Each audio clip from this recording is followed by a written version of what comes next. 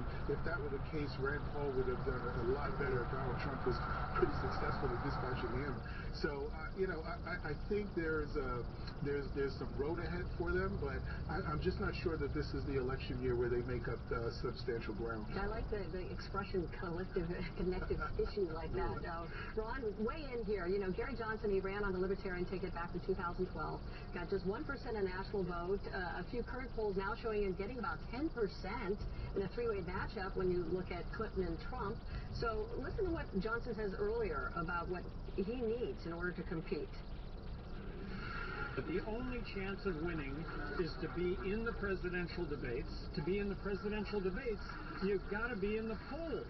Look, just put us in the polls. I think that by putting us in the polls, there'll be attention drawn to what it is that we're saying. And you know what? If that happens, anything's possible. All right, Ron, anything possible in this election season. If he's included in the polls and debates, does he rise?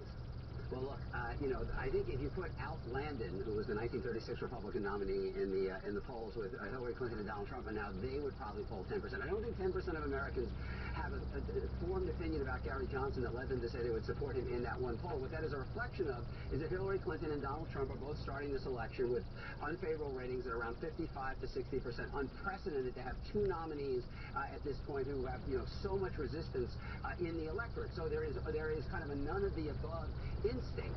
Yes, if you can get in the debates, you will broaden your audience and get a bigger vote. That's what Ross Perot proved in 1992. But I think this ticket does better with less attention rather than more. I think as they get more exposure to the specifics of their ideas, as opposed to being a none of the above candidate, I think their support would narrow rather than widen. But as I said, I think the one concern, and I think this is a year where it may be more concerning for Democrats, is their ability to appeal to young people on their socially liberal ideas, particularly the legalization of marijuana.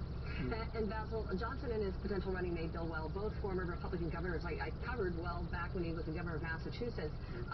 Do you think that this candidacy, the two of them, will pull the votes from Trump? When you take a look at these two as Republicans, that this is something that they are using to put that out there as more appealing, potentially?